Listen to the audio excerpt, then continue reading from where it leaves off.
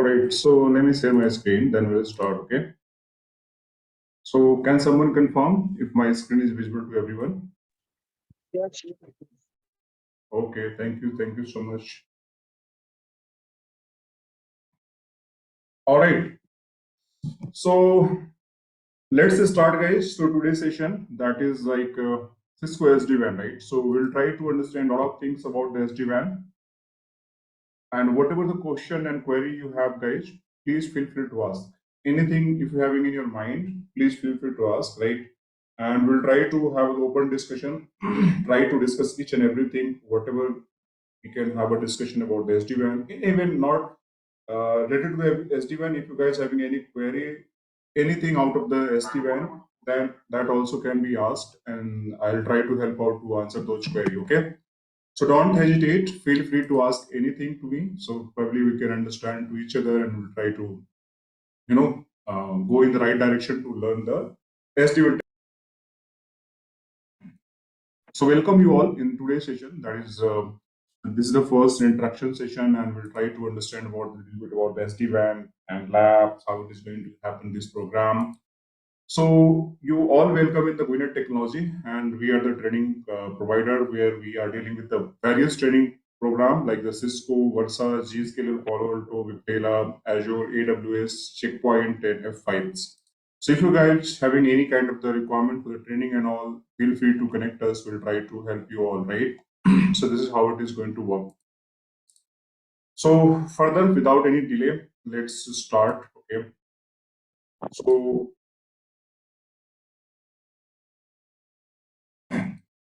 the first question, whenever you just start anything to learn, not only SD-WAN, like any CCNA curriculum program, CCNP curriculum program, like CCIE curriculum program, any Palo Alto firewall, Checkpoint firewall, Cisco ASA firewall, FortiGate firewall. So you guys must having some kind of the mindset. Why basically I am doing this, and what is the benefits is going to happen after doing this particular course. Right? Everyone is very professional, and they all are very mature. Like we are not like the very entry level people who having the very basic understanding. So we are very okay. So let me see, my voice is low. Let me just see. Okay, there is some problem. Let me just adjust my voice. Let me see if it can be adjusted. Is it good now? Is it visible? Voice is okay? Is it better? Gandhi, can you confirm if voice is okay to hear you? Hello? Okay. Your voice is clear. Okay. Yeah. Okay. Thank you so much. Thank you so much. Yeah. Thank you. So I was discussing like anything if you are going to understand regarding any technology. So you guys must have like in your thought process why basically I'm going to do that. Okay. And what is the benefits is going to happen while doing this particular course or curriculum, whatever. Similarly, like we having already CCNA program, we having a CCNP program. People are already, many are certified in the CCIE as well in the old track, like the version 4 or 5, anything like latest one is the enterprise infrastructures. So probably why basically we need to go with the SD-WAN. This is the first question coming in your mind, right? So we'll try to explore this query answer. This is the first thing. Why basically SD-WAN come in a picture? Why not our legacy WAN was fulfilling that all requirement? And why this new technology introduced. So we'll try to figure out this all query, and we'll try to understand. Okay. Along with that, we try to do some deep dive about the SD-WAN, how it is going to happen, and we having the very good lab design. So if you let me just show you a little bit the lab overview, so you guys can understand. So let me just, this is a fully loaded lab which we covered in the last batch. So everything is covered. So let me just try to log in it.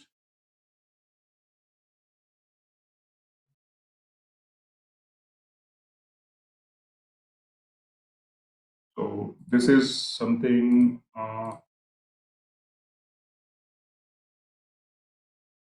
192.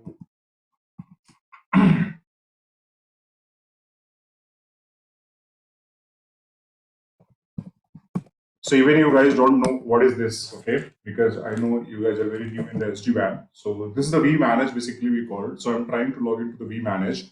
We'll do each and everything in very deep dive. So you can see here, in this lab, we having the very good topology. We having the multiple branch locations.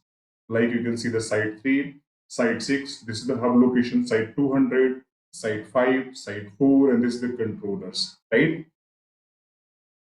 So in this all particular topology, we having a multiple branch sites, we having the controllers, we having the branch locations. But right now, these are the fully configured. Everything is configured. Why it is configured? Because recently we completed our batch. So in that batch, we did everything testing, right? We know how the policy is going to create it, how the template is going to create it, how the routing is going to happen, how the certification is going to happen. We understand different feature as well. So that's why you can see that we having the controllers, that is a vSmart, we having the edge devices, that is a vEdge, we having the devices like the vBond, we having the devices like the vManage. These all are showing up and working for you. You can see quantity of the vEdge. This is the actual remote branch site. So these branch sites are currently live, and you can see here, not only the vEdge, we even going to somehow CEdge is not onboarded in this lab, but we'll definitely onboard that because somehow we rebooted and this has been disconnected. But CSR, this is the CEdge as well. So we'll onboard the CEdge and we'll see how it is going to onboard it, and different vEdge also we have onboarded. So these all complete flavor is going to cover during this particular training session.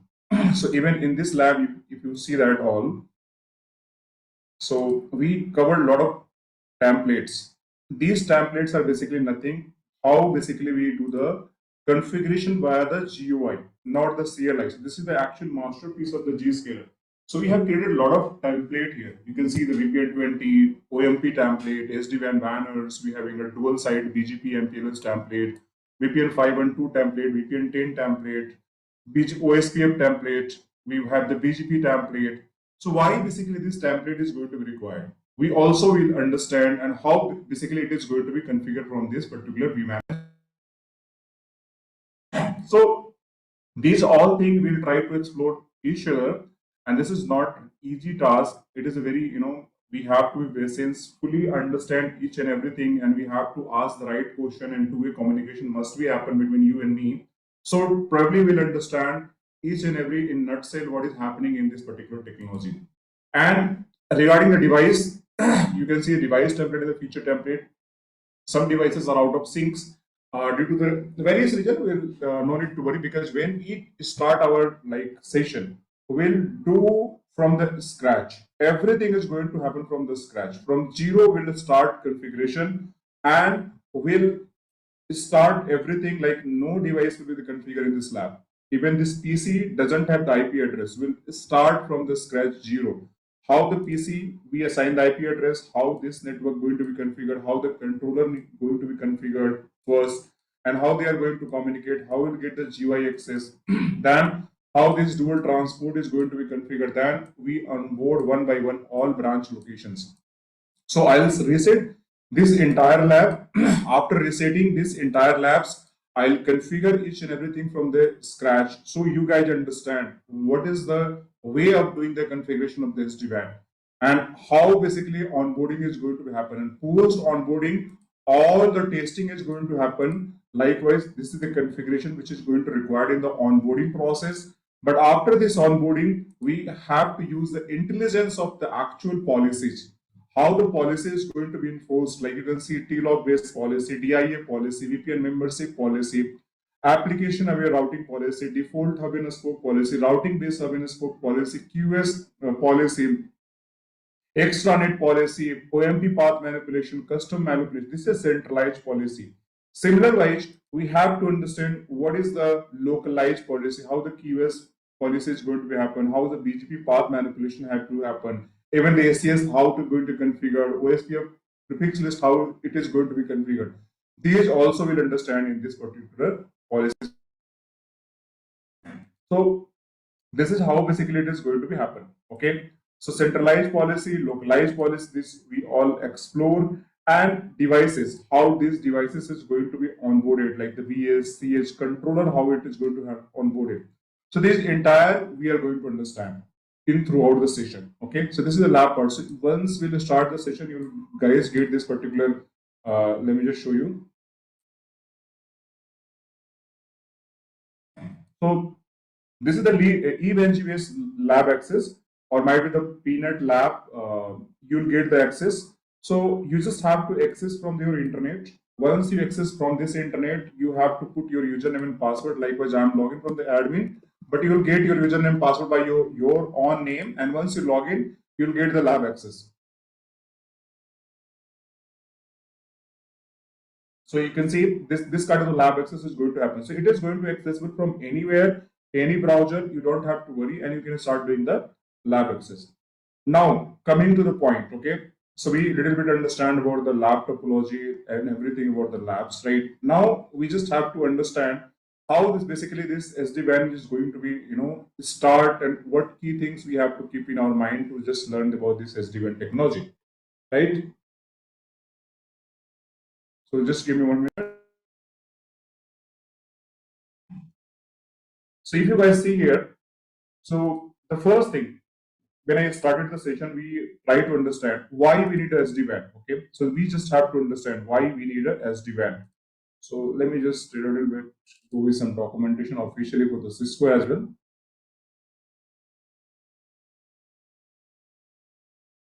Okay.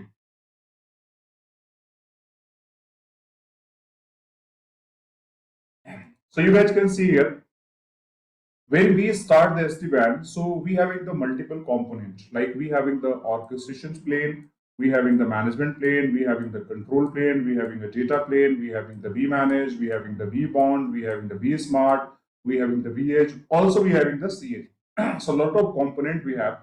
But the first question, why we need the SD-WAN? So we can see here a lot of benefits we have, and we should understand the, in terms of the benefits, a lot of bullets points are written here, right? Benefits of the SD-WAN. But in layman language, if I try to understand why we need the SD-WAN, so we just have to understand in this way how basically our legacy branch routers were working. So in legacy branch routers, we having the multiple routers like R1 and R2. These are connected with the LAN. So this might be connected with the LAN. And also we having a just WAN. Could be the one ISP, could be the multiple ISP. Okay.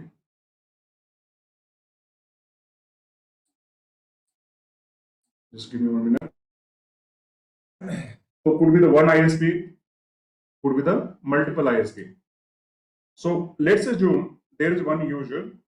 It is connected here. This is the PC. They have to go. This is the ISP.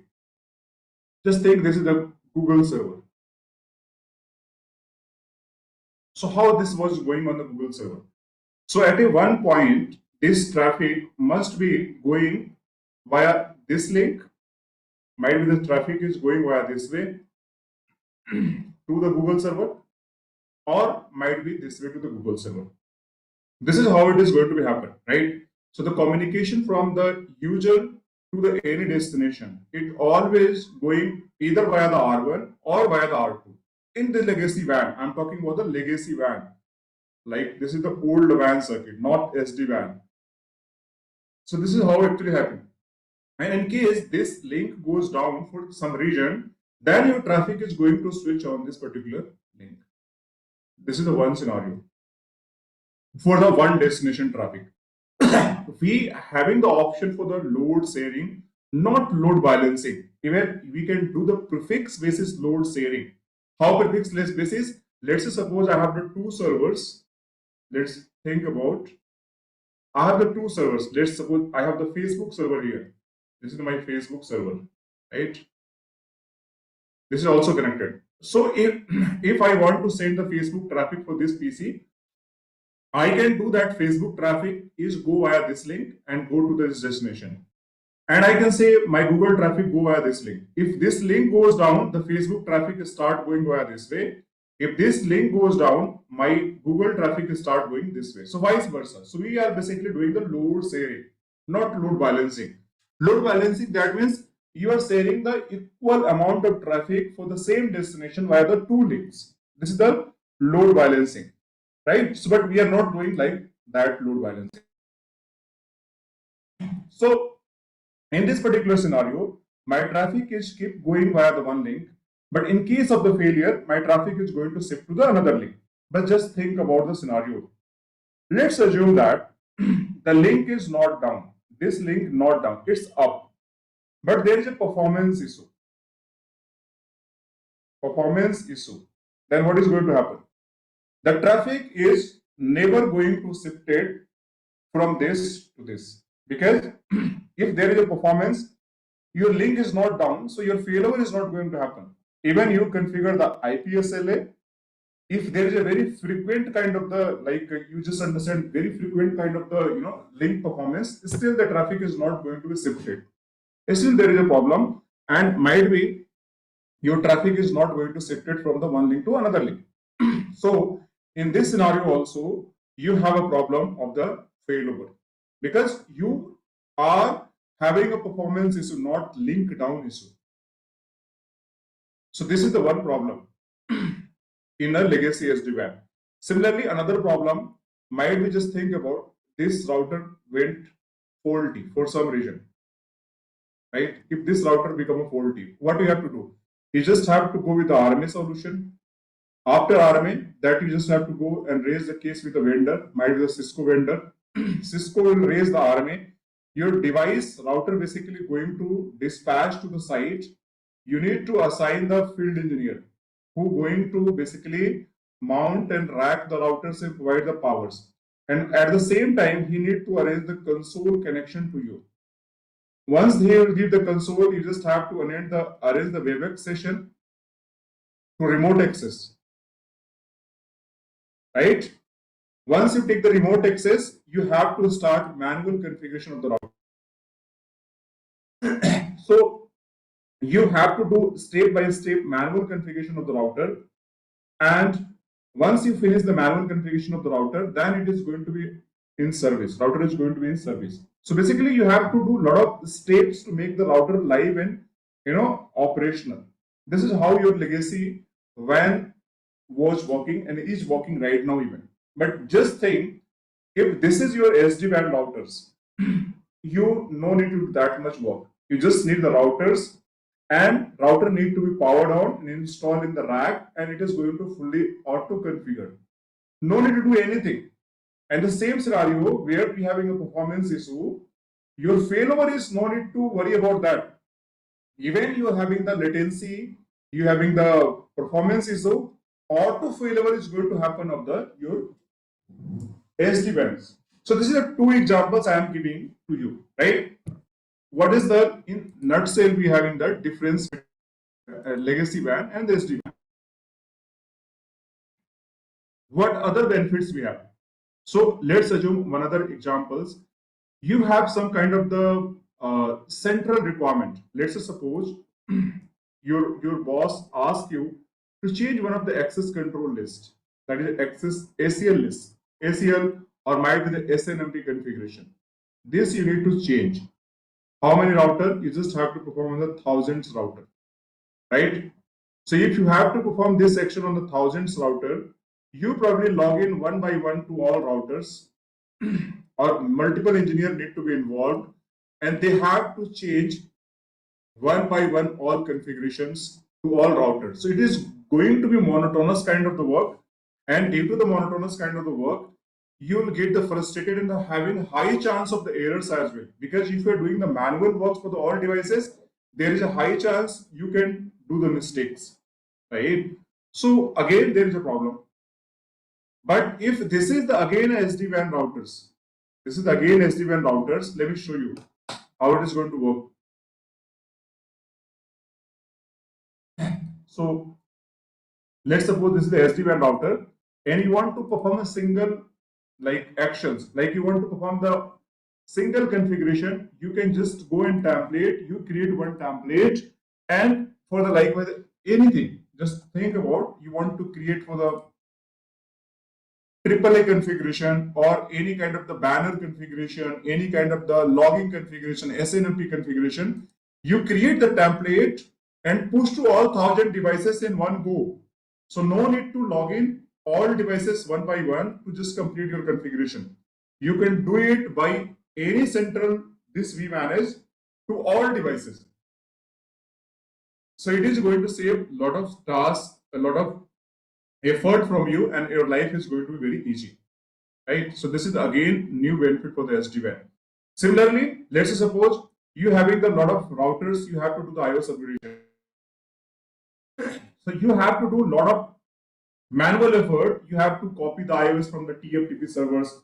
After copying the iOS from the TFTP server, you just have to, likewise the panorama, you just have to start doing like the iOS version uploading from the TFTP server to the routers, and then you just have to upload and download the routers configurations.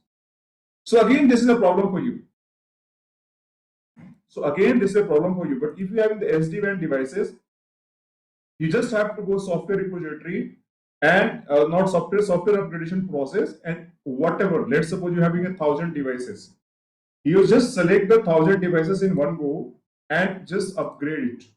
Just right now we don't have any software to upgrade, but if we have a software, just upgrade it and it is going to upgrade to all devices in one go without any delay. It is going to upgrade it to all devices. Devices will reboot and the software is going to be upgraded. So this is the beauty of the SD-WAN, right? So similar, we are having a lot of benefits.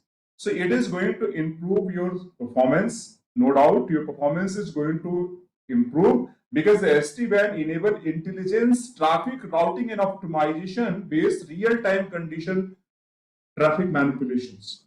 So if you want to do the real-time manipulations traffic, like how the base path based on the application, based on the destination route, based on any kind of the ports number, like if you want to perform some kind of security stuff, that is absolutely possible in the SD-WAN. So that's why that's why it is the improved network performance, because it's having a capabilities. You can manage from central device. You can do the configuration. You can deploy such your deployment where the traffic can be manipulated very easily. No need to worry for your traffic, any kind of latency, loss, jitter if happening any of the links. No need to worry about that. Now, the next thing, it is always going to be lower cost. It is just going to reduce your cost. Why cost? Because you no need to hire too much engineers to manage the SD-WAN boxes. You hired few engineers who having the very good knowledge of the SD-WAN. Those engineers are like very capable to manage the SD-WAN. Like thousands of router, more than thousands of router, they are going to configure, and after configuring those router, they are going to implement easily. So no problem is going to happen in terms of your management or like any kind of the troubleshooting which need to be happen from the central dashboard. So this is also going to introduce like the very flexible opportunity where the engineers are quickly do the any kind of troubleshooting. They can recognize the logs and they can do the quicker configuration. So you have to save a lot of money from here, right? And not only from this solution, just from the engineer point of view, also from tooling point of view. Like if you are using your legacy WAN, you have to use third-party tools like the SolarWinds, some kind of the other tools available in the market, who basically monitor your network. But if you are using the SD-WAN, you having the centralized dashboard. That is this is a dashboard. Let me show you the vManage dashboard. In this dashboard, you can manage each and everything.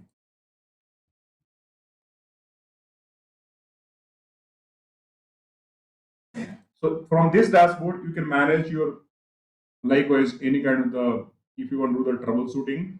So let me show you. You want to see the alarms, you want to see the events, you want to see the any kind of the network connectivity. You can manage each and everything from here. So this is how your monitoring is even going to happen very centrally. If you want to do any troubleshooting, you can just go in this section. Let me just go there. Just go in this particular dashboard. Any device you want to do troubleshooting, let's suppose any router you want to do the troubleshooting. You can just go here in the real time.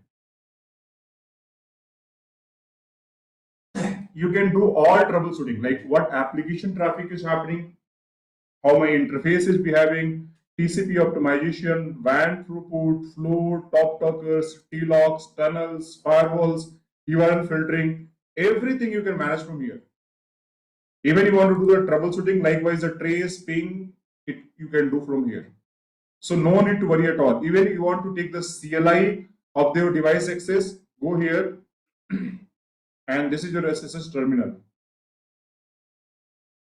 Any device, if you want to take the CLI access, just click like the VH, this is the router. You'll get the CLI access here. See, this is the CLI access. You just have to put the username and password. It is just going to be login. So you no need to do SSH telnet the devices. Central location have the every visibility, and you can do the CLI troubleshooting, GUI troubleshooting, and everything you can do from here. So we'll go and complete a step by step how it is going to happen, right? So it is going to reduce the cost. It is going to provide the improved performance. It is just going to remove the complexity from the networks, because it is going to make your life very easy. It is going to simplify your networks. So your complexity would be definitely going to be reduced. Enable cloud uses. Why cloud uses? Day by day, applications are hosting on the clouds. So your cloud integration and the cloud-based application performance is going to be improved, because it is capable to integrate your clouds directly to your branch location. So if you want to access the cloud application, you just sit on the LAN and just go via the local DIA to their cloud, right? So it is just going to enable cloud users, and that cloud is going to be give you the better performance while accessing your cloud-based application. Reduce cost, we understand. Boost security, because earlier if you have the legacy WAN, in that legacy WAN, basically what is happening in that legacy WAN, you just have to use the different firewalls like ASA Firewall, Cisco Checkpoint Firewall, you having the Juniper Firewall, you having the Palo Alto Firewall. So you just have to add on additional security devices, which is also going to increase your cost. But if you are using the Cisco SD-WAN solution, your security, like the security firewall feature, is inbuilt, enabled in the Cisco SD-WAN routers. So if you take the solution, your devices are already capable to understand the security features. So see, this security feature is already enabled. So you can create the security policy where you can do the firewall filtering. You want to do the application-based filtering. You want to do the malware protection, antivirus protection. All you can do by using this application filtering, Cisco SD-WAN security features. So this is additional benefits we have. So this is your security, boost security. Next one is intent-based networking. What is the intent-based networking? So intent-based networking, that means you know how my network is going to be happen. You know how my network is going to be happen. So you're based on the intent. It is going to be happen how my network should be going from one location to another location for any communication. If you want to do the intent, like I want to send some traffic via this link, so I can send that traffic from that link. If you want to send some traffic from this link, so I can send via this link. So let's suppose this is your topology. This is your ISP again. So my intent, I want my Facebook traffic go via this link. It will go via this link. I want my YouTube traffic go via this link. It will go via this link. So based on the intent, I can manipulate my traffic. So this is like application aware routing. This is another feature, not only the destination based routing. It is also understand the applications. So based on the application, you can do the application aware routings. Predictable application experience. What does means? Predictable application experience means you already know how my traffic is going on. and which link my traffic is going on. So based on this particular tool we manage, you can predict your application functionality, how they are performing. How basically we can predict? Basically, you just have to go here, and after going, you can just understand real time how my application is doing for the all devices.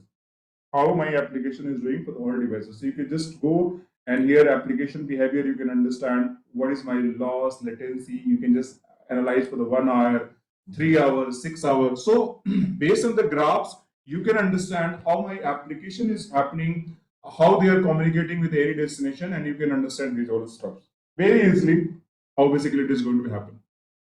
Right? Next, zero touch provisioning. So what is zero touch provisioning? So I give the examples. Let's suppose in the legacy WAN, your router having a problem. So you have to go set up the process to replace the routers. Like you have to arrange the AFE, you provide the console, you have to arrange the FTP connection, you have to arrange the your configuration to do the configuration, copy and paste to the routers. But if in talk about the zero touch provisioning, we'll do the very deep dive for the zero touch, right? So in later stage, we have the dedicated slides for it. So in zero touch provisioning, how it is going to happen? Zero touch means you just purchase the router from the Cisco. This is the edge router. Let's suppose that this is a VH router. And after this VH router, you just have to put the power in this router. After putting the power, you just have to connect the WAN cable. And after connecting the WAN cable, this router will come in the live. And how this magic is going to happen, I'll tell you the step-by-step process. So this is the beauty. You are saving a lot of cost, a lot of time to just onboard any router. So this is your zero touch provisioning. What is zero trust fabric? So zero trust fabric means by default in SD-WAN fabric, everything is denied. Nobody is going to allow to join the fabric. By default, everything is denied. So you have to prove you are the right person who are eligible to join the SD-WAN fabric. Then only you can join this particular fabric, else you cannot join this particular fabric. So this is a zero trust fabric, right? So I'll discuss more about how zero trust fabric is going to be happen, how the certificate are going to come in a picture to just make the security in place. Whenever the new device is going to go on board, they are just going to understand the certificate and they are just going to validate those devices, and based on the validation, they are going to join the fabric. So guys, any question, any open question till now about this benefits and some kind of the basic understanding, because we are doing the very basic fundamentals, even we are not talking about anything about the SD-WAN devices. We're just discussing very basic things about the SD-WAN because you have to do the deep dives. So anyone having any question till now? Yes, Rama, you just want to ask something? Ramachandra or anyone? No question? All right, so why actually a little bit I'm not feeling well today, so there is some problem while speaking. So we can connect the in different session, right? And we'll discuss more in deep dive. Okay, guys. So if you have question, feel free to ask. Else we can connect and we'll start like some other benefits, like how the complex operation, high cost. We'll discuss more, and this we'll discuss how the open box solution was there, how the closed box solution was there, how they are going to work each other, like in the legacy WAN to the SD-WAN solution. So we have to do a lot of basic fundamental understanding. Then we'll come to the actual solution. What is the SD-WAN solution? How the orchestration plane is going to happen? How the management plane is going to happen? How the control plane is going to happen? How the data plane is going to happen? These all things we are going to understand step by step. And then we'll understand what is a vManage, what is a vBond, what is a VH. This all we are going to understand. Okay. So let's stop this session from here. We'll connect it again in the new session. Okay, guys? Okay, I have a question regarding the lab. Yes. Tell me, please. As for now, as you have mentioned that you will provide the rack access, right? Right. Can we set up our own lab in our laptop? So if you want to set up, definitely you can do that. But for that, you just have to minimum required 128 GB RAM. Do you have that RAM? 128 GB Okay, RAM. for the lab, we need to 8 GB RAM, right? 128 GB RAM. How much? 128. Yes, All right, got it, 128. got it. Yes. So that's why it is All very right. difficult to build the lab. So if you have at least minimum 64 GB, then you can run some controllers and one branch or two branch for testing, not all the branch. So if you have 128 GB RAM, so then you can build these labs easily on your laptops and it is going to be accessible. Okay. Okay. Any other question, guys? Any other question if you have in your mind, please feel free to ask. Okay. No. Do you also provide SD access course training? Currently, actually, SD access training having a problem due to the lab. So actually, for the SD access, we require the real devices that cannot be simulated. So earlier, we having a tie-up with one of the vendors, but right now we don't have. But if we have the 4-5 students, we can do the tie-up and you can start the batch. But there is very hard to run the lab for the SD access. Okay.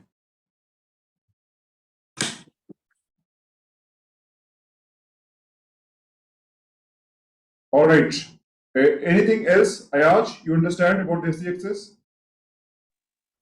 Yeah, I got it. Got it. Thank you.